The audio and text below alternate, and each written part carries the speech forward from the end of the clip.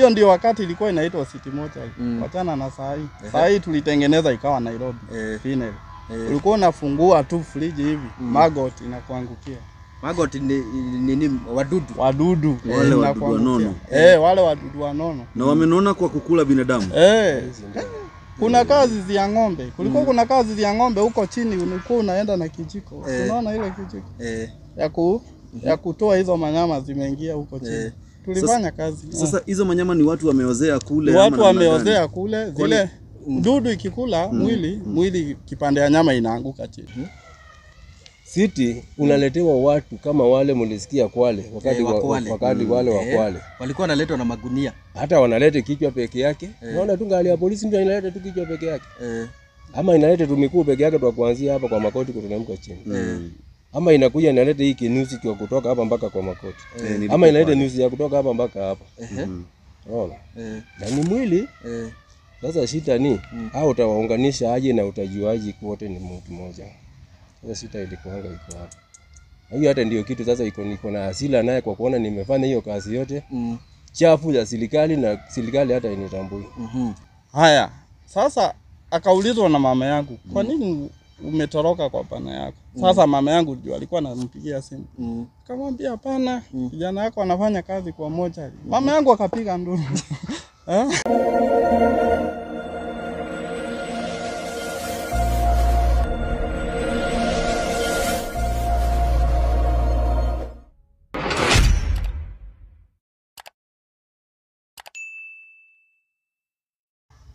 Alright, good morning, good afternoon and good evening depending on what time you are tuned in. Karibuni sana hapa kwa online channel, na kama unavyotazama leo hii tuko na wageni ambao wako hapa ili kuweza waweze kutufahamisha mengi kuhusu kazi ya mochari na ile kazi ambayo wamekuwa wakifanya pale City Mortuary. Maybe tutakuwa tukiuliza maswali mingi, moja mbili tatu hivi kuhusiana na ile kazi wamekuwa wakifanya, na maybe zile mambo zimekuwa zikitendeka chini ya maji, ili tuweze kujua, mimi na wewe tuweze kufahamu ni kipi ama ni mambo gani yamekuwa yakiendelea pale City Mortuary. Lakini kabla tufanye hayo, let me first of all introduce rafiki yangu pale ile pande nyingine, naye atusalimie, then ndio tuweze kukaribisha wageni wetu. Yes, so karibuni sana.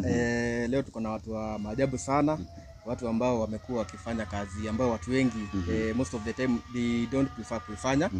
So na wamekuwa wakifanya in one of the institutions ambao ni kubwa sana hapa nchini, pale City Mortuary. So tunataka tujue hiyo safari hiyo imekuaje. Watatuelezea, kila mmoja atatuelezea alianza aje hadi akajipata pale hivi na kulifikia hadi wapi wakafutwa kazi. So tutaanza na introduction. Tutaanzia hapa hivi, tuambie majina na pengine umetoka wapi, alafu tutaenda pale hivi. Okay. Alafu tutaongezea sauti ndio akusikie vizuri. Alafu ikiwezekana tafadhali unaweza karibia microphone kidogo. Sawa. Yes. Kwa majina yangu naitwa Jackson Kamotho. Nimetoka kaunti ya Nakuru County. Kwetu ni Kiambogo. Huko ndio home sasa. Yes, habari zenu? Nzuri. Kwa majina naitwa John Mtuku. Mzaliwa wa Machakos, Kangundo. Na mimi ni mkaaji wa Huruma hapa Nairobi. So niko kwenye sasa leo. Karibuni sana hapa kwa online channel. Maybe tungeanza na Kamotho. Maybe tuambie, wewe umetuambia kwenye umetoka kwenye umezaliwa. Utuambie maybe kazi ulijiunga aje na pale, na umekuwa ukifanya kazi wapi na ulijiunga vipi na kazi imekuwa namna gani? Tukuuliza maswali 2 3. Okay. Alafu kama utaweza hebu kaa hivi ndio watu hivi hivi sasa. Sasa hii kazi kweli ni passion. Hii nilikuwa na passion kuanzia nikiwa mtoto mdogo. Hata nilikuwa tunaenda kwa mazishi huko. Kama sijielewi, nilikuwa na shangaa ni nini hii inawekwa kwa sanduku tena inajimbiwa chini. Nilikuwa nataka sana nijue. Ni nini hii inawekwa kwa sanduku? Alafu inawekwa chini. Sasa hizo kuna miaka kama ngapi hivyo? Nilikuwa na miaka kama 4. Miaka 4 ulikuwa unaangalia sanduku hivi? Kwa wakati wa maombolezi. Tulikuwa tunaenda kwa maombolezi. Mwili ikiletwa ikiwa kwa sanduku, nauliza fadhi. Sasa hii ni nini na ni kwa nini nawekwa kwa mchanga? Maswali kama hiyo. Sasa baka nikaanza nikajielewa. Sasa baba ndiye alikuwa ananifunza. Ananiambia sasa hii ni mwili, ni mtu amekufa. Sasa nashangaa mtu amekufa aje? Anakufa aje? Mtu anakufa aje? Sasa baba yangu ananiambia ukiwa mtu mbaya uende huko uibe vitu za watu, utapigwa na wakora na utakufa, utazikwa kwa mchanga kama huyu mwenye alizikwa. Sasa hapo ndio nikaanza kuelewa. Sasa wakati nilikuwa mtu mkubwa, katamani hiyo kazi kufanya kwa mochari. Hapo ndio sasa passion yangu ilianza. Nikataka kufanya hiyo kazi sana ya mochari. Yeah. Na ukuwa shule, pengine ukuwa shule, unajua tunaonaga watu wanataka kukuwa madaktari, wengine mapilot. Wewe sasa ulikuwa unataka kukuwa mtu wa mochari? Nilikuwa nataka sana nikuwe mtu wa mochari. Na ukuwa shule ushawaiona mwili ikiwa exposed ama ni kwa sanduku tu? Nishaona juu kwetu kuna Waluya walikuwa wanakuja. Sasa nilikuwa nang'ang'ana wakati wanapungua kuangalia mwili, na mimi niko kato naangalia tu mpaka nifike hapo niangalie. Najua sasa kwa kwetu Wakikuyu hautakubaliwa kuona mwili, lakini Waluya sibaka muende round. Sasa hapo ndio nikaanza kuelewa. Na hapo ndio passion yangu ilikuwa, na nikaanza kutamani kufanya hii kazi. Na hivyo sasa ndio uliweza kusoma na ukaweza kuanza masomo ili ya kufika pale. Sasa hapo ni first phone nilianzia Kenyatta. Na rafiki yangu huko alikuwa anaitwa Kamel. Nilikuwa namtembelea sana. Kwa mochari. Kwa mochari. Namtembelea sana huko kwa mochari, ananizungusha huko. Sasa hapo sasa nikaanza kupata hiyo college ya kufanya hiyo kazi. Maybe mwenzetu hapa kutoka kule ni pande za Machakos. Maybe pia wewe tuambie passion yako ilikujia wapi? Ulifikiriaje ukajipata pale? Mimi kwa ufupi kitambo wakati nilikuwa nikiwa mdogo. Tulikuwa tukiona sanduku hivi hapa ngali imebeba sanduku ya maiti. Kitu ya kwanza tulikuwa tunakimbia tunaingia msituni. Tunajificha kwanza. Tunaona ni kama ukiona sanduku unaona ni kama umeona maiti, na hata maiti unaona. Kutoka hapa juu babangu hakuwa anataka nikuwe mwizi, mimi ningekuwa mtu mbaya, isipokuwa ni babangu aliniokoa. Akaanza akajua mimi ni muoga. Sababu ile alijua mimi ni muoga, akaanza kunitembeza kwa hospitali. Kwa mochari. Nini nikiendelea kiwa na miaka kama 7 8 hivi, nikawa hata ni saa jua maiti inakaanga aje. Na nikamwambia natakanga hii kazi, akaniambia hapana. Mamangu akakataa, hata mamangu akakataa. Hata nilikuja kufanya hii kazi kama mamangu hapendi. Hata ingawa walipikia kukufa, lakini walikufa kama wanajua. Nilifanya tu, lakini wao kwa wanaitaka, walikuwa wanaona ni kazi mbaya, kazi chafu, na sabata maugonjwa na kadhalika. Sasa babangu wakati alinipeleka sanduku ikikuja, mwili maiti ikikuja, tunavunguliwa. Mimi navunguliwa, sisi tunavunguliwa, babangu ananipeleka pole pole, ananipiga naenda naona maiti. Naona tu ni kama mtu amelala tu. Naona maiti, namuuliza huyu amekufa? Huyu hayuko, amekufa. Sasa akanipeleka kwa hospitali Kenyatta wakati mwingine. Pale Kashot. Kashot nikapata mtu amegongwa na gari na hajakufa. Hapo ndio woka iliniingia kabisa. Yaani mtu amevunjika mandamu ni kila mahali, hata huwezi ona mahali utashika. Na anapika nduru kwa ile uchungu anasikia. Ndio sasa anipatie uoga zaidi, ndio nisitake hiyo maneno ya kutaka kuona maiti na kadhalika vitu kama hivyo. Akapata mimi ni kichwa ngumu. Bado nataka kuona maiti tu. Na sasa hapo uko na miaka kama ngapi hivi? Hapo niko na miaka kama 8 9 hapo. Miaka 8? Na unaona maiti hivi na uogopi? Naona na siongopi, na babangu anataka niongope. Lakini nilikuwa siongopi. Wakati wote babako wakati nakupeleka kwa kuona mili na majeneza. Kwani babako alikuwa anafanya kazi ya mochari ama? Baba yangu alikuwa anafanya kazi ya mochari, alikuwa anafanya kazi ya Ministry of Works. Lakini alikuwa anaona anitishe nisije nikapenda hiyo kazi. Usikajai penda mahali utakufa ama mahali utakufa ama mahali utaumia ama mahali utaona damu. Lakini sasa ukajipata sasa hiyo venye nafikiria unakuwa anakutishia ndio unaanguka nayo. Yeye anafikiria zake na mimi nafikiria zangu. Unaona? Sasa mimi nikakuja nikamwambia sasa mimi nataka kufanya hii kazi. Mimi akanipeleka college ya kusomea mambo ya chakula. Nikajua mambo ya chakula, mbati akili yangu iko tu. Nikipita pale Ngong Road naona City Mochari. Unajua Bukungu kwanga na mochari nyingine. Mimi naona Mbona ananiambianga nisifanye hii kazi? Nakuja nikakutana na mjaluo mwingine rafiki yangu. Kamwambia my brother natakanga hii kazi. Akaniambia hata kazi yangu ndio yako Kenyatta. Mimi sikuenda kusomea. Akanipeleka kwa kazini yake. Hata zaidi yako mpaka tu Kenyatta. Akaniambia hii kazi sasa wewe utaanza na wapi? Basi tuanze na kuosha nyumba. Mimi nikachukuliwa kasho Kenyatta. Nikapana zaidi ya miaka 5. Nikipana kasho tu, niona maiti sasa niko kwa maiti sasa. Postmortem ikianza akina Dr. Uriori, akina Dr. Jeru, akina Dr. Dekwa wakifanya hiyo kazi. Niko hapo hata wanafikiri nimesoma sana. Unawaangalia venye wanafanya. Niko hapo. Huyo akikata na mimi niko hapo hivi. Nikakuja nikazoea. Nikapangwa sasa mimi ni mtu wa ndani sasa postmortem ikianza niko ndani. Nachinja mili na shona. Unaona vitu kama hizo. Hapa 2013 nikakuja nikaenda City sasa. City vile nikaenda kuuliza tu hiyo kazi tu nikasema nafanya Kenyatta. Kusema nafanya Kenyatta wakasema kama anafanya Kenyatta anajuana na mambo ya maiti. Hiyo Kenyatta tulikuwa tunawaendea mpaka kwa ward usiku. Kama umepangwa kazi usiku unaendea kwa ward. Na roli na ni mingi si kamoja ati na roli. Si inaendeangwa na roli kwa ward. Aya. Wenye wamekufia kwa ward. Wale wamekufia kwa ward kuna roli ya Kenyatta ya kupepa hizo maiti. Naendea mwili, mnajaza kwa roli, mnaleta mochari, mnajaza kwa mochari hapo. Unajua nikukatize tu kidogo. Unajua wengi wetu tumekuwa pale Kenyatta. Na wakati mwingine unaanga tu katroli kamesukumwa hivi. Hapa katroli kamefunikwa hivi hata wewe sijua ni nini unaona ni kama kisanduku kimefunikwa hicho mapati kinaenda kama kinapika kelele. Hiyo ni maiti inakuanga imebebwa hapo. Zinakuanga zimegojewa pale ziwekwa kwa roli.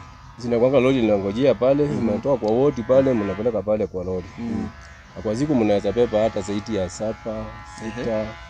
Ikiwa kidogo ni kama 5. Sasa ndio kidogo zaidi. Sasa kidogo zaidi ni kama 5. Na hiyo ni safari moja, ambapo tunachukua safari 3 kwa siku. Saa 9 usiku, saa 5 na saa 10. Kuna ile time unaendea? Kuna ile time unaendea. Sasa wewe ilikuwa ni kazi yako ulikuwa unajua nikitoka kwa nyumba kazi yangu ni kwenda kuchukua roli na kuendea maiti. Nikitoka kwa nyumba naenda naangalia time table naona mimi nimepangwa wapi. Kama uko kwa wodi ni saa ngapi. Hiyo saa ikipika unaenda Kenyatta unapata roli imepangwa huko tayari. Unaenda unachukua list yote unaenda kwa wodi unachukua mili weka kwa roli. Natenganisha hapo kwa moja. So wewe ushafika City sasa? Sijafika City sasa niko sasa Kenyatta ndio sasa bado uko Kenyatta sasa. Sasa bado niko Kenyatta. Na umeenda sasa umeuliza kazi City na umeipata. Sasa nimeuliza kazi City. Kueleza tu mimi nilikuwa nafanya Kenyatta na contract imeisha mnaweza kunipatia kazi nikaambiwa kazi iko. Nikaingia. Contract yako ya Kenyatta ilikuwa ya miaka ngapi? Ilikuwa ya miaka 5. Na sasa pale mnalipwa ama contract unalipwa, ni cash unalipwa. Unalipwa tu vizuri, unalipwa kwa mwezi, unalipwa tu vizuri. Haya, wacha tuingie kwanza kidogo kwa Bwana Kamotho. Kamotho wewe pia wewe umejipata Kenyatta. Kenyatta utaingia aje Kenyatta na uanze kufanya huko? Tumesikia huyo yeye ilikuwa passion akaanza kuoshaosha huko. Wewe ulijipata aje? Nilikuwa na rafiki yangu hapo. Alikuwa anaitwa Kamau. Ni Murang'a County. Kamotho tafadhali sauti yako ni iko chini kidogo. Alikuwa tunatumia diesel ndio tuweze kuzinasa. Alikuwa anaitwa Kamau.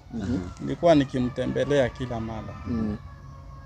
Ananitembeza huko ndani, naona venye kuko, naanza kuwa na hiyo courage. Hapo nikamwambia wakati nafasi itapatikana utaniita. Kaniambia ni sawa. Siku moja alinipigia simu. Kaniambia sasa, si ulisema unaweza fanya hii kazi? Kuja Monday. Si unaona? Mimi nikakuja Monday. Kaniambia sasa hujazoea, utakuwa ukiosha tu. Kanipangia mahali nitakuwa nikiosha. Sasa mimi nikashika haraka. Nikiosha postmortem ikianza niko hapo. Naangalia. Unajua sasa ukiwa huko ndani watu wanaona wewe ni mwenyeji. Wewe ni mfanyakazi. Ni mfanyakazi tu. Sasa mimi nataka kujua. Kama huwa ananiweka nguvu ananiambia sasa si unaona wewe utaweza hii kazi. Hapo ndio nikaanza kujifundisha kukata mwili. Nikaanza kufundishwa kukata hiyo embalming. Kuna madam anaitwa Evelyn Mjaluo. Alikuwa na roho mzuri sana. Nilikuwa nikimfuata hapa kwa. Embalming inafanywa hivi, unakata hivi. Pengine kwa wenye wajue embalming unajua hizi ni terminologies mpya. Pengine unaweza tuelezea embalming ni nini? Embalming ni kupreserve mwili. Oh. Yeah. Yani ile dawa yani. Ile kuweka dawa, dawa. kuweka dawa. Na hii dawa sasa mnaekaga wapi juu unajua sisi hatujui. Oh. Mnaiweka unaweza tuelezea pengine kidogo. Sasa Tuseme sasa umeletewa mwili. Utaiembalm aje? Itatafuta hii mshipa iko kwa mguu. Inakuwa kwa mguu hapa kwa mapacha. Inaitwa vein. Hiyo ndio unatafuta unawekea dawa hapo. Na ikileta shida juu kuna wale watu wanono sana. Wenye wamezoea tu kazi ya ofisi. Ukiwa mnono inakuwa hiyo mshipa inakuwa ndogo sana. Juu ya mafuta. The more uko mnono the more mshipa ni kidogo. The more inakuwa kidogo. Hiyo inategemea kama uvani kazi. Kama uvani kazi wewe ni mtu wa kukaa tu. Kukaa tu. Mshipa yako inakuwa ndogo ya kupeleka damu na kupeleka maji. Yeah. So umepata hiyo mshipa. Sasa kuna bodi inasumbua sana kuweka juu ya hiyo, unaona mshipa unang'ang'ana nayo inapotea. Unakuja hapa Carrot. Hapa hivi kwa shida. Inaitwa Carrot hii mshipa. Ni kubwa sana hiyo, sasa ni kama hii kidole. Hiyo ukikata tu direct ina connect na pipe inaingia dawa. Hiyo kazi yote nikajua. Nikapewa contract ya mimi. Hapo ndio nilianza kazi. Nikapewa contract nikamaliza. Wakati contract yangu iliisha, nikakuwa nimekaa nje kidogo. Mimi nilikuja nyuma ya huyu. Yeye ndio alikuwa ameingia wa kwanza. Wa kwanza. Yake Kenyatta lakini. Yake wakati iliisha, akaenda City. Na mimi nikawa niko nje sasa juu yangu imeisha. Nilikuwa natembelea huyu. Akaniambia wewe tulia. Wakati mambo itakuwa sawa nitakutafutia. Huko City kuingia ilikuwa rahisi hiyo wakati. Ilikuwa volunteer. Mna volunteer, hatukuwa tunalipo. Naona sasa badala ya nikae nyumba, siniende nika volunteer. Na ninasikia siko comfortable, yani, nasikia tu kufanya hiyo kazi. Yani kwa nyumba unasikia unataka kufanya kwa mochari. Sasa ndio nikapigia Mutuko. Kaniambia hapa wacha niongee na mkubwa wetu Mr. Wanjoi. Ndio nikuite. Wakati aliongea na Wanjoi akanipigia simu. Mutuko tu. Kaniambia wewe kuja tu. Yeye ilikuwa unaingia tu juu ni volunteer tu. Unaingia tu. Nikapata Wanjoi akaniuliza, "Hii kazi unaielewa?" Nikamwambia nilikuwa Kenyatta venye tulikuwa tunafanya. Kaniambia ni sawa. Kazi hata ni mingi hapa. Ingia kwa Mutuko pale chini, msaidiane kazi. Sasa mmeshikana na Mutuko sasa. Tukashikana na Mutuko. Ilikuwa mwaka gani sasa? Ilikuwa mimi niliingia 2015. 2015 ndio uliingia City. Ndio niliingia City. Yeah. Lakini Kenyatta nilifanya contract ya 3 years. So kwa mochari kila siku unaona mili. Sasa City hiyo ndio wakati ilikuwa inaitwa City Mochari. Wachana na saa hii. Saa hii tulitengeneza ikawa Nairobi. Final. Ulikuwa unafungua tu friji hivi, maggot inakuangukia. Maggot ni wadudu. Wale wadudu wanono. Wale wadudu wanono. Na wamenona kwa kukula binadamu. Kuna kazi za ng'ombe. Kulikuwa kuna kazi za ng'ombe huko chini, ulikuwa unaenda na kijiko. Unaona ile kijiko? Ya kutoa hizo manyama zimeingia huko chini. Tulifanya kazi. Sasa hizo manyama ni watu wameozea kule ama watu wameozea kule zile dudu ikikula mwili kipande ya nyama inaanguka chini. Inaozea hapo. Kwani hawakuwa na familia wanaweza wakujia ama inakuwa namna gani? Ama sasa City Mochari huwezi linganisha na mochari zingine zote. Hauwezi linganisha. Juu wanoni ni wengi sana. Watu wenye wajulikana.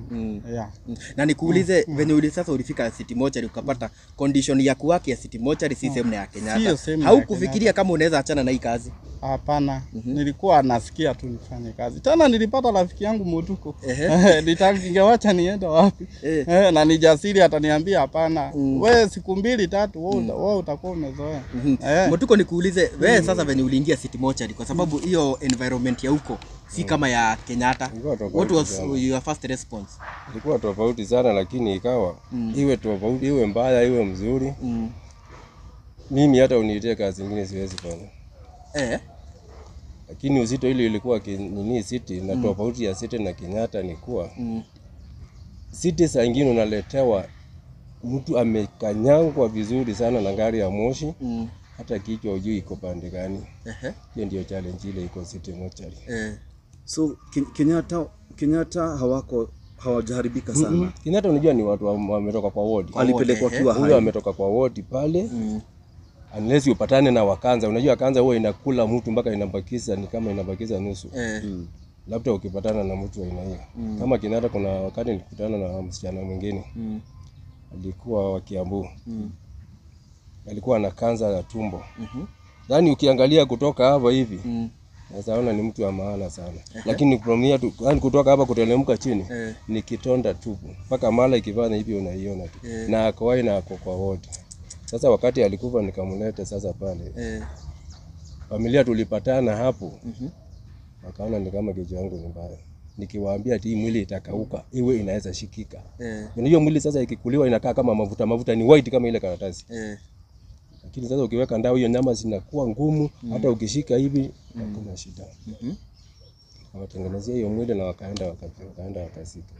But alikuwa kwa hospitali kwa ward akiongea, ukipata kakipika mdomo hapo unaanza mimi si kanza ni aina gani? Hii kanza ilinishindanga kabisa. Unaona? Sasa tofauti ya City na Kenyatta ni kuwa hawa watu wametoka kwa ward wako fresh.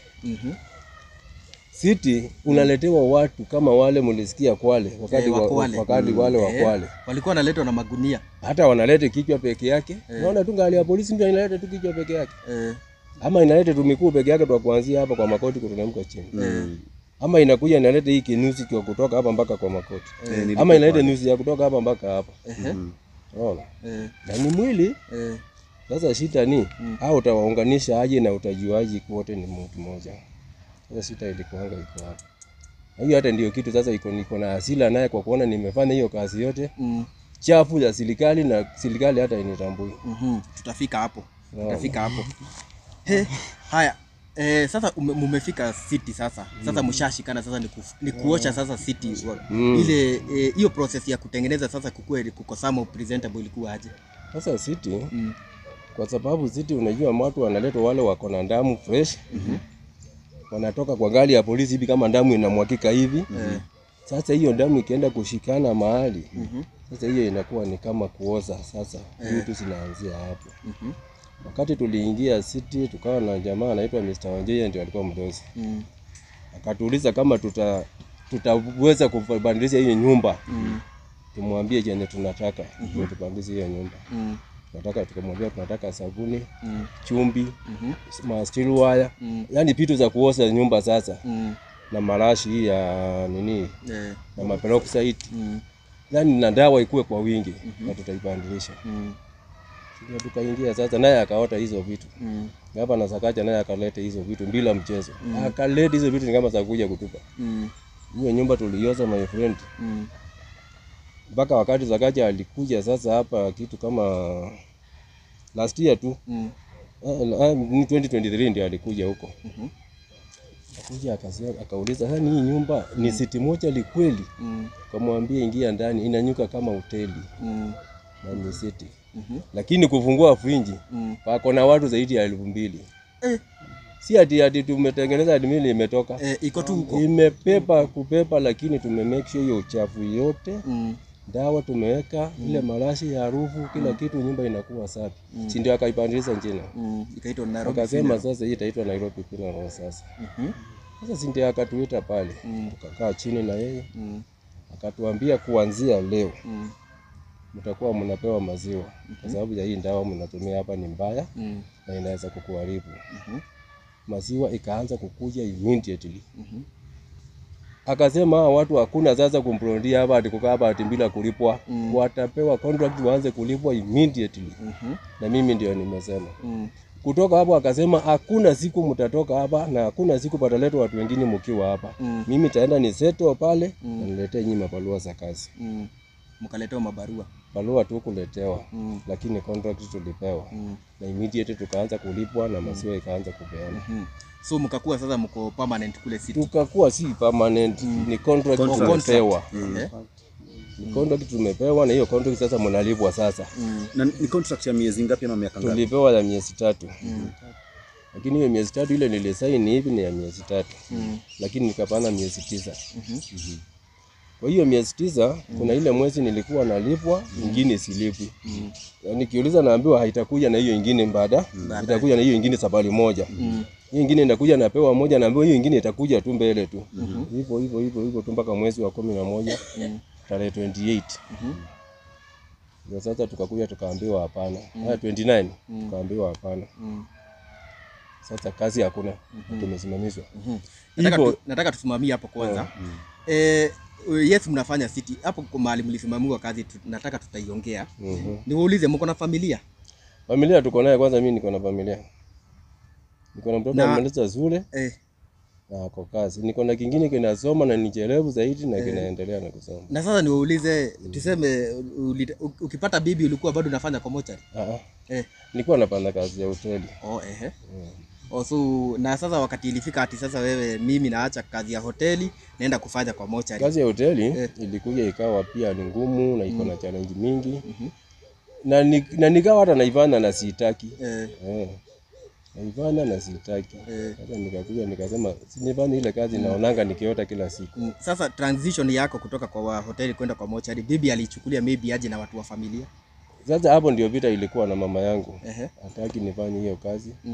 Naye bibi anasema sasa wewe mbona tu ufanye kazi tu. Mbona sisi tukule. Wakati nilienda pale ikawa niko na mabadiliko kidogo. Kwa sababu sasa nilikuwa sasa sikai mbule hiyo kazi. Hoteli ilikuja kwanza ikakatika ikawa sina kwanza. Sasa nasumbuka. Nikamwambia bibi sinifanye ile kazi nilikuwa naoteanga kila siku. Na utaipata aje, wacha nione kama nitaipata. Sasa ndio nikaanzia hapo. Na hakuna wakati hata mmoja maybe wale tunafanya kazi ni kama wakati wa mwanahabari, kuna wakati tutajipata maybe kwa ndoto tu nimejipata tu nikifanya news mahali. Wewe kwako hujajipata maybe unaota na maybe uko pale zile nightmares. Ile nightmares uko nyumbani na uko na bibi na watoto, ama wajipata maybe na ushamgeukia ushaanza kufikiri uko kazini. Ukiingia kwa hiyo kazi kama ni asubuhi ndio ukiingia kwa gate unajua sasa umeingia kwa kazi.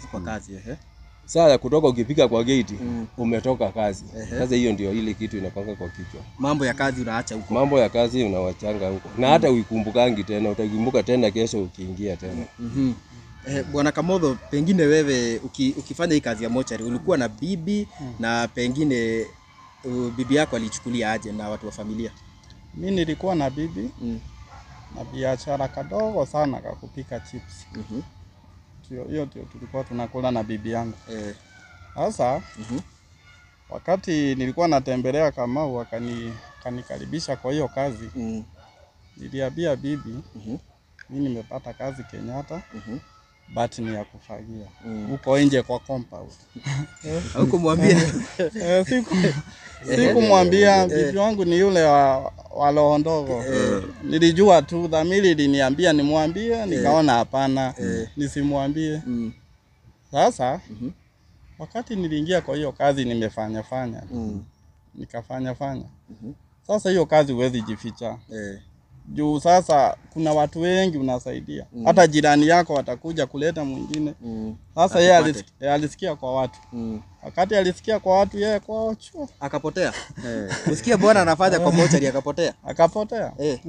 Alipotea, alikaa kwa karibu miezi 6-8. Nilikuwa namtumia tu pesa akiwa nyumbani.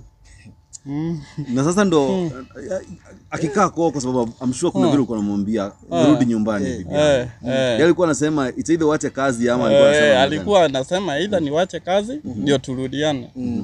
Haya, sasa akaulizwa na mama yangu, kwa nini umetoroka kwa bwana yako? Sasa mama yangu ndio alikuwa anampigia simu. Akamwambia hapana, kijana yako anafanya kazi kwa mochari. Mama yangu akapiga nduru. Hata yeye hakuwa anajua. Akaniita nyumbani. Akaniambia nataka kukuongelesha. Sasa wakati nilienda, nikamwambia wacha tukipewa off nitakuja. Sasa wakati tulipewa off, mimi huyo mpaka nyumbani. Sasa bibi wakati si alienda kwao. Akaona kwao hapana, sasa alienda kwetu. Mimi nilimpata kwetu. Mama yangu akaniambia kitu ya kwanza before tuongee na wewe, nitakukana kama utaendelea kufanya hiyo kazi. Niseme wewe si mtoto wangu. Nikamwambia hata mama ukinikana mimi niko sawa. Nimeanza. Hakuna venye naweza rudi nyuma. Sasa hapo ndio walianza kukubali. kukubali mpaka sasa hivyo maisha ikaenda hivyo mpaka sasa ndio bibi akarudi na akatulia na akatulia. Yeah. Na sasa huku City juu pia mimi nimetembea mara mingi. Kwanza wewe hata nilikuwa naona mtu akiletwa hata utumiagi ile nini. Kuna wakati nilikuwa hapo nikaona gari ya polisi imeleta mtu, ukamshika hivi ukamwekelea hapa na ukamuingiza ndani. Sasa hiyo ndio kazi tumezoea. Hiyo ni kazi umezoea kama kazi nyingine. Yaani mtu anabeba mtu ni kama nyama kwa buchari. Unabeba tu. Lakini wakati huu walituletea tuloli. Hiyo ni City Mortuary ya kitambo. Sasa hiyo wamejaribu, tumejaribu kuimprove. Na sasa kuna watu wengi wanakuwa na maswali. Mwili imeletwa unknown na nyinyi ndio mna receive. Hii mwili mnaekaga dawa kwa sababu hakuna mtu ameclaim mama kunaendaga aje? Hii mwili tunagoja, tunaangalia cases kama ni private. Mwili private ni alikuwa hospitali ya private amekufia huko. Alikuwa na amegonjeka ugonjwa hii na hii. Sasa hiyo hospitali sitakuja na barua. Hiyo tumekubaliwa. Swali yako sio mwili hatuwekangi dawa. City kwa sababu ni ya polisi. Tunawekanga dawa saa ile polisi wameado wa kwetu. Wanakuja wanaandikilia kama familia imekuja. Si ni unknown sasa imekuja. Sasa sisi huwa tunatoa fingerprints. Tunatoa petroleum, tunaenda pale, ID inakuja, tunajua mtu ni wa family fulani. Mnaanza process ya kutafuta hiyo familia. Ikipatikana, ikikuja, ikifanya postmortem, sasa hapo tunaweka dawa. Lakini ikiwa fresh huwezi weka dawa kwa sababu zingine zinakuanga ni zile za kupigwa risasi. Zingine ni wale wameuawa kwa manyumba. Zingine ni wale wameuawa kwa mashida fulani. Unaona vitu kama hizo. So ukiweka dawa ni kama kupicha evidence. So uwekangi dawa. So mwili mtaweka dawa after imefanywa postmortem. Na after familia wamekuja wameidentify. Familia kukuja kutambua mwili. Haya, tuseme sasa otherwise itakaa hivyo mpaka hata iose. Tuseme sasa mwili imekuja, haijulikani ni ya nani, hakuna mtu ameclaim. So hiyo mwili mnaiweka tu hivyo. Inawekwa tu hivyo. Na haitaoza? Itaoza tena kabisa. Kwa nini haitaoza na iko na nini? Haina dawa, lazima ioze. Na uwezi kuiweka unit ya polisi si yako. Sasa unless kuwe private, mwili ameletwa na watu amekufia nini? Yana private wanajieleza. Mtu alikuwa mgonjwa, alikuwa za hospitali ndio hizo. Sasa mnaweka dawa immediately, hiyo hata hawezi yosa hata akaya sana. Polisi wataokota mwili na huko kwa barabara. Na waweze kuleta hapo City Mortuary. Na hiyo mwili imewapata. Nyinyi mtahakikisha vipi? Unajua kuna wale watu wanakuanga amegongwa maybe ako in coma, hajakufa zaidi. Mta-identify vipi huyu mtu ni ukweli hayuko ashaenda? Na pia mshajipata kuna kesi ya moja hata moja ama mbili hivi mwili shailetwa mkajua hii mwili bado hajaaga, pelekeni hospitali. Sasa mwili naye kitambo ipike pale. Kama sasa hivi mpate mtu amekufia pale kwa barabara, kibo tu ya kawaida si ya gari. Kitambo achukuliwa hapo. Kila polisi zote zitakuwa ziko hapo, wale wa kupika picha, wale wa kufanya nini. Na kitambo hiyo masaa ipike mpaka apike moja itachukua zaidi ya masaa 3. Hapo tutakuwa tumeandikilia mtu yuko. Hamjajipata na kesi hata moja mwili imeletwa pale na haijakufa zaidi? Ni ngumu. Hapo si hata ile pande nyingine ya Kenyatta bado hamjajipata. Kenyatta unajua akipatikana anawekwa kwa ward. Sasa sisi tunatoa kwa ward kama daktari sawa sema confirm. So mtazamaji, tunaendelea kuongea na bwana Kamotho na bwana Mutiso, ndio Mutuko ambao wamekuwa wakifanya kazi pale City Mortuary, na unfortunately walisimamishwa, hatujui ni kwa nini. So hapo ndo tunataka tuingie tujue reason yenu kusimamishwa pale City Mortuary ilikuwa ni gani? Maybe tuanze nawe Mutuko. Sasa sisi mimi kulingana na kusimamishwa kwetu turudi pale nyuma kidogo. Wakati Ngabana alikuja akaona ile kazi tunafanya, hiyo siku tulikuwa na disposal. Na disposal tuna dispose yanga mili mingi. Karibu 100. Disposal ni kusema aje? Ni kusema ile mili imekosa wenyewe na tunapeleka Lang'ata kusika kama disposal, yani inasikwa tu pamoja. Hiyo ndio disposal. Hapo sasa ndio Ngabana alipigiwa simu na watu akaambia, "Hey, kuna nyuka huko City Mortuary, nini inaendelea?" Akakuja. Kuja akapata tunafanya disposal. Tukamwambia hii ni kawaida ya kunyuka. Lakini kwa muda kidogo itakuwa sawa. Kwa hiyo muda kidogo kumaliza ngali hiyo ya kwanza kupeleka mili, tukaingia tukaanza kuosha nyumba. tukaosha tukamaliza. Akaingia akasema kweli kazi inakuanga hivyo. Katupenda sana na akatuambia sasa tutakuwa tunaletewa maziwa. Sasa hapo ndio maziwa ilianzia sasa. Na kasho pia ilianzia hapo. Ile contract tulikuwa ya miezi 3 ilianzia hapo. Tukaanza kulipwa. Na akasema tutalipwa mpaka wakati atatuletea barua za kazi. Na hakuna mtu mwingine ataingia hapo.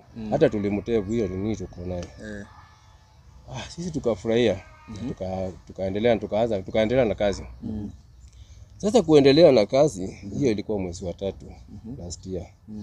Ndio nilisaini contract ya kwanza. Hiyo contract ndio nilisaini hiyo tu moja na ndio ilikuwa ya kwanza na ya mwisho. Hii masiku zingine sasa naambiwa tu wewe tuendelee tu. Nalipwa hii mwezi, hiyo nyingine nakosa kulipwa, nalipwa hiyo nyingine nakosa kulipwa. Yaani inaenda ikiluka hivi. Juu nikihesabu ile miezi nililipwa ni miezi 4. Na miezi 5 si kulipwa, yote ilikuwa miezi 9. Unaona? Sasa kukuja kupika mwezi wa 11 kulikuwa kuko na boti hapo. Boti ikakuwa iko hapo.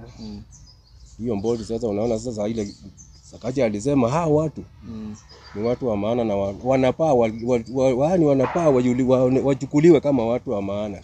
Mbona wanafanya kazi mzuri namna hiyo? Mbona wanatusaidia hivyo? Mbona wasianze kulipwa na pesa tukaanza kulipwa na tukaanza kutoa maziwa? Sasa hao wakubwa wako hapo hao bodi sasa ni I think ni kama hao ndio walichola wakasema hapana. Hii nafasi bwana kama na amepeana tupatie watu wetu. Hivyo ndio tulisimamishwa. Na kusimamishwa hakuna mtu aliyetuambia. Tuliamuka tu asubuhi tukapata mlango imefungwa. Tukaambiwa mmeambiwa msiingie. Na nani na mdosi yenu. Kuingia ndani tukapata hata polisi pia wako ndani na pikipiki. Tukasema na landa na hata nguo zetu. Tukaambiwa haina shida. Lakini msiingie. Tukasema tutaingia ile kinakulanga watu wetu kule. Tukaingia na tukaambiwa tu wait pale kwa waiting room, tukaambiwa tukae hapo. Sasa mdogo ya mkubwa hakuwa. Sasa mdogo ndiye alikuja akatuongeleza akatuambia mmeambiwa msimame. Muda kidogo. Lakini tutaangalia pia mambo yenu tena. Hivyo tujapewa barua ya kusimama, tulisimamishwa na mdomo mpaka hata waleo. Sisi tunangojeanga tu. Hiyo wakati mnasimamishwa kazi, mko nyewe wawili ama kuna watu wengine? Tulikuwa wote mpaka attachment wale walikuwa. Kwa sababu tulikuwa watu zaidi ya 20. Watu zaidi ya 24. Nyinyi wote mkakuwa mmesimamishwa wote. Na wakati mmesimamishwa kwa sababu mmefika pale na mmesema mko pale kwa waiting room. Mnaona kikosi kingine mpya kufanya kazi. Kikosi kingine mpya ilikuwa. Inafanya kazi inapakia mpaka huko, nyingine iko huko ndani. Hivyo kuulizia tukapata hii kikosi ni kama ndio ilituma tusimamishwe, ndio sasa hao wakubwa walete watu yao juu ya ile sauti ya ngapa na kusema watu lazima walipwe na lazima wakuwa wanapewa maziwa. Hiyo sasa hiyo maziwa ikaonekana maziwa contract ngapa na alisema tupewe tuanze kulipwa. Sasa hiyo ndio ilitukula. Na hivyo ndio mmeachishwa kazi hivyo. Hao wengine pia hakuna mtu alikuwa amelipwa kazi, wote mkakumbe wote hivyo hakuna mtu alikuwa amelipwa na hakuna mtu azarudi hata moja. So mnajua ya kweli kuwa ile kitu ilifanya mfutwe kazi ni kwa sababu governor amesema watu wapewe kazi na sasa wale wakaona wapewe pesa na wakuwe wameandikwa kazi. Sasa na wale wakubwa nao wakaona take advantage. Wafuta nyinyi kazi na kuleta watu wao wapya ndio waweze kujisaidia. Hakuna makosa mengine nyinyi mlikuwa mmefanya. Kama iko ingekuwa imeonekana na kama iko tuko ready na kwa sababu nikiangalia naona hiyo wakati mlifutwa kazi ni msimu wa mili ilikuwa inatolewa pale Kware. Hapa Kware. Kwa sababu mimi nilikuja hiyo mili ilikuwa inakuja pale, nilikuja nikaingia nao na venye umesema mili ilikuwa in pieces. Hiyo ni witness. Na ni ukweli hiyo ni witness. Na at some point nilishindwa mtafanya kazi kivipi. So maybe we thought maybe kuna kitu serikali maybe ilikuwa inaficha, hiyo ndio maana maybe mkaachishwa kazi. Kwa hivyo hakuna kitu kama hiyo. Hakuna kitu kama hiyo. Hakuna kitu kama hiyo. Juu pale niko saa hii, mwingine ako saa hiyo nyingine, hivyo. Hapo hakuna kitu cha kusema kitu ilifichwa ama serikali inafichanga kitu. Hapo nayo usichanganye na mtu. Kwa hivyo ni pale ilifika sasa kuna lipano. Ni pale tu ilipika tu watu waanze kulipwa na waanze kupewa maziwa. Sasa ile wale advantage ile walipata pale na kulete watu yao ni hiyo tu, maziwa hiyo, malipo hiyo. Sasa wakaona sisi tufai kulipwa. Kwa sababu ngapa na amesema lazima sasa watu watakuwa wanalipwa. Kutoka hapo mpaka saa hii wanalipwa. na wanaendelea na hiyo. Yule mkubwa wenu hakuweza kuandaa kikao na nyinyi ama mbibi kuwaongelesha? Sasa hata wakati mmekuwa pale kwa waiting, sisi tunafikiria hata yeye alikuwa amesukumwa zaidi, hata hakupata nafasi. Hata alipigangwa transfer kwanza ndio ujue kulikuwa kumbaya. Akapelekwa mahali pengine. So mwenye kumsukuma ni nani? Ni governor ama ni nani? Sasa hapo ndio tulikuwa tunataka governor ajue na tuambie ni nini na ni nani yule alihusika na hiyo mambo yote. So kwa ile hali hamwezi sema ni mkubwa wenu. Ile hali ni kama pia yeye alipigwa transfer ndio sema ni mkubwa wetu kwa sababu hata yeye alipigwa transfer na akawa amepigwa transfer kitu hata ieleweki. Na maybe kwa wakati ule kuna story yote maybe inaweza ilikuwa imetokea maybe kwa sababu unajua City Mortuary imekuwa na cases ama visanga zao. Kuna harufu mbaya inatoka pale, kuna unanuka, mili imepotea, mili imekosekana. Unaona maybe na hiyo ndo kulikuwa bado na historia maneno na case na abductions. Mili watu kuuliwa ovyo. Na maybe wengine wanasema mili haikupatikana City Mortuary. Kama kesi ya juzi kuna wakati tulienda pale watu wakasema hiyo mili haikuwa imepatikana, lakini after sometimes juzi inapatikana mili inasemekana imepatikana na familia ilikushasema walikuja huko na wakakosa mili, lakini inasemekana hiyo mili iko huko, na wakisema ile date mili ililetwa pale inaonekana ni mili ilikuwa baka ile date walikuwa wamesema wamekuja kuangalia mili bado iko pale. Hakuna kisanga yote ilikuwa imehappen maybe kwe waliona maybe nyinyi ndio mnaweza toa yale maneno nje. Hiyo ni propaganda. Kwa sababu vile nilikuwa niko hapo mwili ikikuja juu yote tunatoa vitole. Na ni sisi tunatoa tutumani. Hakuna mwili inaweza fichwa hapo. Na hakuna mwili inaweza kuja hapo. Juu hata sisi tuko na interest ya wenyewe wajue. Ndio at least mwili ipunguke. Unaona? So sisi hatuwezi husika na kupicha mwili. Wala kuhusika na kitu yoyote ati mwili imekuja pale. Unless niwe yani hiyo mwili imesiagwa kabisa. Ama imeoza kabisa ikifika pale ikuwe sasa hiyo iwezi kueleweka. Lakini mwili inaweza kueleweka naye huwa inaeleweka kwa haraka sana. Kwa hivyo kitu kinaitwa kuficha mwili pale hiyo naye hakuna. Hiyo hakuna na hakuna. Sasa hiyo naweza ona. Sasa wakati tulitolewa pale tulitolewa watu wote wenye waliletwa ni watu wageni. Hiyo ni kawaida. Mtu mgeni atajua nini. Kwa hivyo kuna ile ilitokea kama tumetoka. Hiyo ya juzi actually hata mlikuwa mshatoka. Hiyo nyinyi hamkuwa. Hiyo inaweza changia na wageni. Hiyo inaweza changia na wageni kwa sababu wageni unajua hawakubakisiwa mtu hata mmoja wa kuwaonyesha tunafanyanga hii na tunafanyanga vile, si ni kweli? Hata kama wewe ni professional aje lazima ukuwe na mtu wa kukuonyesha njia. Sisi hapa tunafanyanga hivi na hapa tunafanyanga hivi. Sasa hiyo inaweza changia kuwa hii mwili imekaa hapa sana kwa sababu hata mimi nilisikia nikiwa nje nikasikia mwili ya mwezi wa 11 si ilipatikana last month. Ilikuwa imeoza kwa kiwango wa familia hiyo, hata mimi nilisikia nikiwa tu nje. Sasa hiyo makosa yani hiyo makosa kama hiyo kupatikana sasa ni wale watu wako sasa. Mtu kama ni mgeni atafanya nini? Si ataweka tu mwili. Mtu hata kama ni mgeni hata angalia fringe ingenji endi vizuri. Yeye unajua ataweka kwa sababu yeye ni mgeni na vile anauoga kiasi. Unaona kitu kama hiyo. So hiyo inaweza happen kwa sababu ya ugeni. Kama wewe ni mgeni hiyo inaweza changia. Maybe wakati wote unafanya kazi kwa kampuni moja ama maybe kwa station moja, kuna ile kuna na group ya WhatsApp. Nyinyi mlikuwa na ile group ya WhatsApp na maybe mliweza kuongelea yale mambo na maybe kuweza kuona maybe watu wawili wanasema maybe tumefutwa kwa sababu ya hii.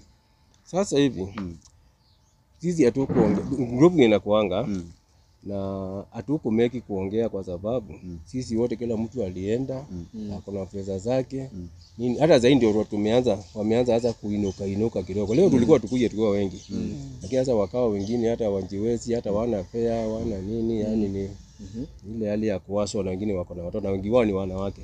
Hapo wanaume tulikuanga wawili peke yake. Hao ndugu wengine yote ni wasichana. Ni watu wako na familia.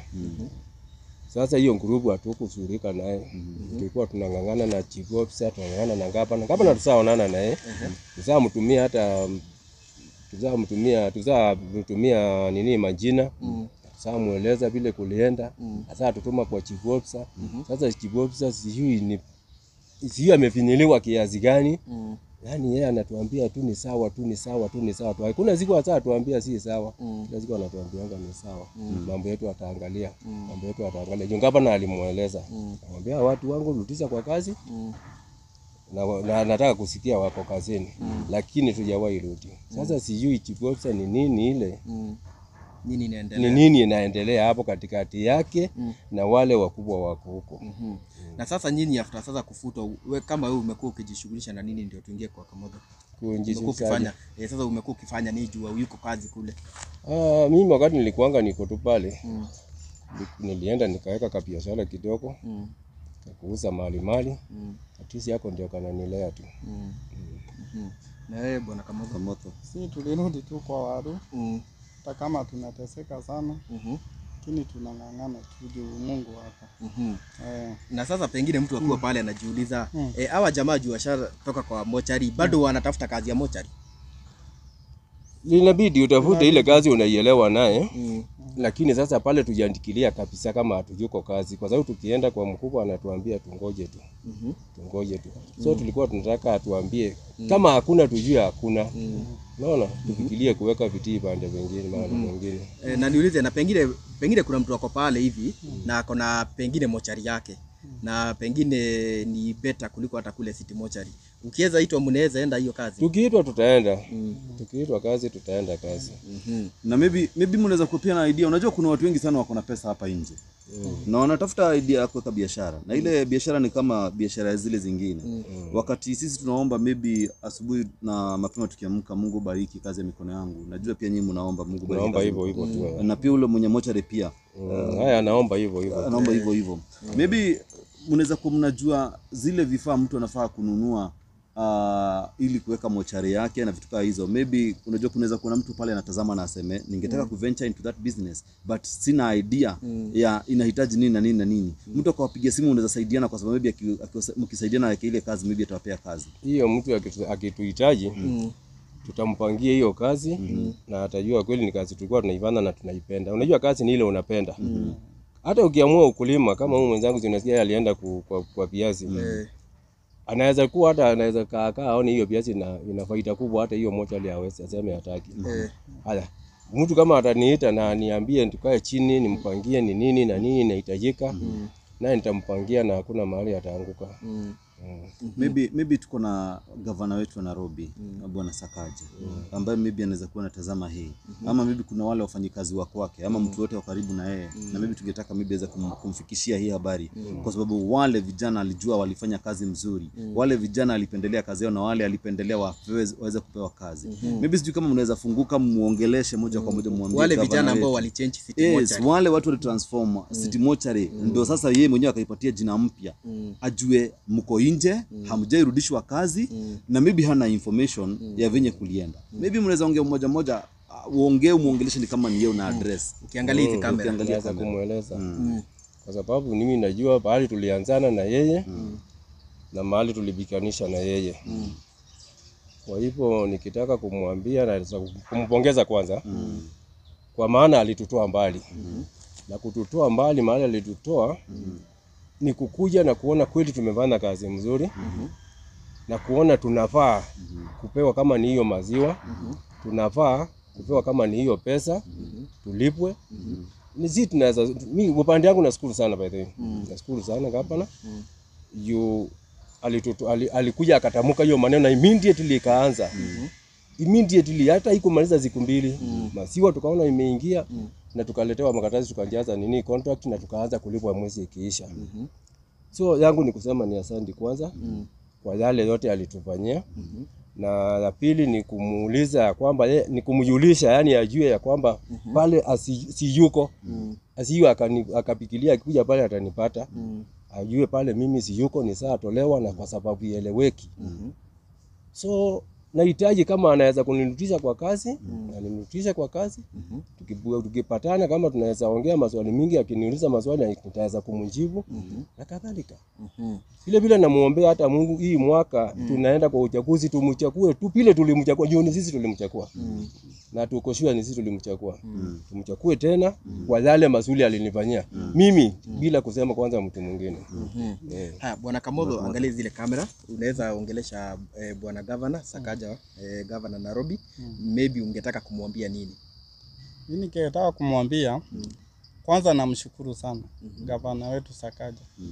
Yeye ni mtu wa kusema na kutenda. Alisema na akatenda. Lakini na akatupea. hiyo maziwa. Hiyo kamshahara alitupea, lakini tulinyang'anyiwa huko chini. Tumeteseka sana governor. Juu tumejaribu sana kukutafuta. Hata wewe ni mshahidi. Wakati tulikutafuta kuna siku tulifungia sana pale kwa gate. Akatuambia sasa juu niko busy, wacha nitashughulika. Nitapigia Nyakaba simu. Na mtarudi kazi. Sasa sisi tukagoja. Hatukupata ripoti. Tukarudi hapo. Tukamfungia tena kwa gate. Tukapatana pia. Unajua governor ako na watu wengi sana, kikundi ako na mambo mingi sana. Sasa wakati alituambia hapana, saa hii sitaweza kuwasikiza. Juu nyinyi mnafaa kurudishwa kazi. Nitawapatia madamu wanaitwa Liza, alikuwa hapo. Akaambiwa Liza, chukua hawa watu wapeleke Nyakaba, awarudishe kazi. Lizi ni msichana mpoa sana. Alituchukua kutupeleka kwa Nyakaba yuko. Nyakaba kupigiwa simu wako leave. Kasema yeye ako leave sijui wiki 2. Akirudi tutaongea hiyo maneno. Mpaka wa leo tunatafutaka Nyakaba, anatuambia ngojeni. Nyakaba ni chief officer. Ni chief officer. Ngojeni kidogo. Sijui anako busy mpaka wa leo. Sasa gavana wetu Sakadi, si tumedhulumiwa ya kutosha. Tumedhulumiwa zaidi ya unyama. Juu wakati waliona pale gavana venye alisema tutaanza kulipo na tutaandikwa kazi permanent. Hiyo ndio kidonda ya ile board ilitutoa pale. Tunakuomba gavana wetu turudishe kazi. Na sisi ni watu wa kazi na tutafanya kazi vizuri. Na ni passion. Ni kweli. Asanti. Maybe mtazamaji, hao ni baadhi ya wale ambao walikuwa wanafanya kazi pale City Mortuary na kwa wakati mmoja after kufanya kazi vizuri sana kuirudisha katika ile hali inayofaa. Bwana Sakaja alikuja na akaweza kutimiza kuwa atawapea kazi. Watakuwa wanapata kazi ile contract na wakaanza kulipwa. But ghafla mambo ikaanza kuhappen, kuendelea vile vibaya na ikakuwa wengine hawakuweza kulipwa pesa yao yote na wakakuja hivyo watu kama 20 hivyo wakaweza kuachishwa kazi. Maybe bwana governor, kama tukikuongelesha hapa kwa sababu tunajua we have someone maybe who is watching ambaye anaweza kukufikishia ripoti, na kama pia unatazama ni vizuri pia uweze kuongelesha hawa wazee kwa sababu umesikia passion iko ndani yao. Wanakushukuru, wanasema uliwapatia kazi, uliweza kuwa consider. Hakuna mahali wamekupaka matope, kuna mahali wamekutoa makosa, wanasema kazi ulifanya na kazi umefanya. Na wamezidi na wakasema wanakuombea hata muhula mwingine uweze kupata ili uendelee kufanya kazi Nairobi. Maybe kwa ule mkubwa wao mwenye aliambiwa arudishe kazi. Hebu jiulize leo hii ukaamka ujipate pia umesimamishwa kazi. Unaweza sikia vipi? Familia ambayo inakugojea na kutegemea, bibi na watoto, wakijua baba yetu hana kazi tena. Na hakuna sababu, hakuna notice yoyote, ameamka tu. Umeenda kazi kama kawaida, umepata kwa ofisi, hauwezi ingia na huwezi endelea kufanya kazi. Ni vyema tuwe na utu kwa sababu Biblia inasema kuwa upandacho utavuna. Hawa maybe waliweza kupanda na maybe with time walichokipanda watavuna tu siku moja na maybe itakuwa mzuri sana. Mungu atawakumbuka na jua tu kwa sababu kama walifanya kazi vile inafaa. Wewe mwenye umepewa kazi hapo, na si kwa huyo peke yake, mtu mwingine yote hapo ambaye anatazama, umepewa kazi pale na maybe kazi yako ni kudhulumu wengine kazini. Maybe hauwapatii haki yao, kuachisha kazi tu hata bila notice yoyote, bila kuwafanya wajue makosa yao ni gani. Ama maybe opportunity ikitokea unafuta wale ambao walikuwa wanafanya kazi, ambao walikuwa foundation ya ile kazi, ambao walianza kazi mzuri pale, lakini unakuja unaweka watu wenu ama wa familia yenu. Upandacho utavuna tu. So tunazidi kuendelea na Bwana Mutuko hapa na Bwana Kamotho. Bwana Kamotho na Bwana Mutuko. Maybe sisi tunaweza waambia tuwaambie msiwe na wasiwasi. Hatuna wasiwasi. Siku ya Mungu ikifika, imefika. Na hakuna mtu anaweza zuia. Nashika. Mungu atawakumbuka. Maybe hata nyinyi mngetaka kurudi pale City Mortuary na maybe haitawezekana kurudi pale City Mortuary. Ni kazi kubwa itafunguka. Tuko na wanabiashara hapa mabwenyenye wanaweza fungua biashara. Tuko na mochari mingi sana hapa nchini ambazo zinafanya kazi. Na maybe mnaweza jipata pia familia zenu. Na si kwa nyinyi peke yenu, baka kuna wale wengine. Maybe wengine wameogopa kukuja hapa kuongea. hatujui, maybe wameogopa kuja kuongea, wengine wanasema maybe ni fair hawana. Wengine wanaweza kuwa wanaogopa. Lakini nyinyi tumekubali kuongea. Mimi naomba tu Mungu ajibu maombi yenu, familia zenu ziweze kufurahia tena, awatoe kwa ile shida, kwa sababu hamuko hapa. Mungekuwa mlipata kazi mzuri kuliko ile, hamungekuja hapa, mungesema hata ni vizuri hivyo iliendelea hivyo. Maybe tutazidi tukimalizia, maybe tutaweza kuwapea nafasi muweze kupatiana namba za simu, kwa sababu tunajua Wakenya wanahitaji pale. Kuna watu wanaweza kutaka pia kujua kazi ya mochari iko namna gani, wanaweza pata nafasi namna gani, mtu anafaa kusomea nini, unaelewa? Na maybe kuna watu wangetaka pia kuwapea kazi zaidi, unaelewa? Maybe pia ule Bwana Sakaja anaweza kuwa ako na information lakini hajui who is who. Meshika hajui who is who. Maybe mkipata namba zenu za simu, maybe mtaweza kufikiwa, na maybe mweze kupata usaidizi ama kazi zingine hata za maana kuliko hiyo. Hatusemi hiyo si kazi ya maana, but maybe na ni kazi ya maana juu unaona hiyo that is their passion. Yes. Alafu pia kuna ndio tunategemea. Alafu pia kuna watu wako pale hivi, pengine ungependa kuwa support, maybe uko na kitu unaweza warushia, maybe ya fair. Nasikia hawayuko kazi. So unaweza warushia, watapeana namba yao, na pengine hata kuna watu mmesaidia hapa. Najua umesaidia watu wengi sana. Juu mimi hata ndo nijuane na Bwana Kamotho hapa, na niliendaga pale, kuna familia fulani ya kule Murang'a. Kuna familia walikuwa wamepoteza kijana wao, na huyu ndo alinisaidia.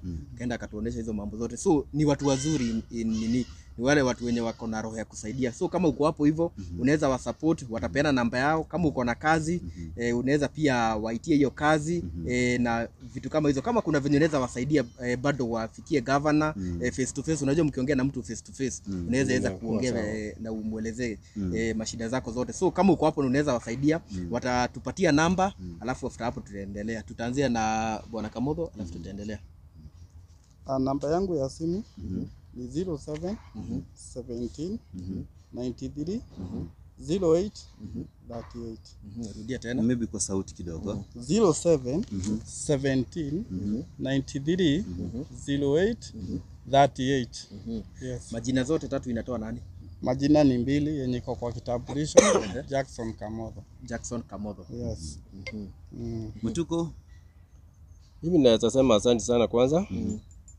Na nashukuru zaidi kwa kuwa kama naweza kuwa ni sauti yangu kama inaweza pigia ngapana. Sasa sema ni asante by the way. So kwa majina naitwa John Mtuko Mbondo. Namba yangu ni 0718 89 3312. Rudia tafadhali. 0718 89 3312. John Mtuko Bondo. John Mtuko Mbondo. Mzaliwa wa Machakos. Na hiyo namba tutaiandika hapa, namba zote mbili tutaziandika hapa. So kama uko na kitu yote unataka kusupport, kama unataka kuwaitia kazi, kama bado unataka kuwasaidia kufikia governor, hiyo namba iko hapo hivyo. Na kama uko hapo hivyo, na unaweza kuwa na pengine hata mochari yako, na unataka watu watakufanyia hiyo kazi vizuri.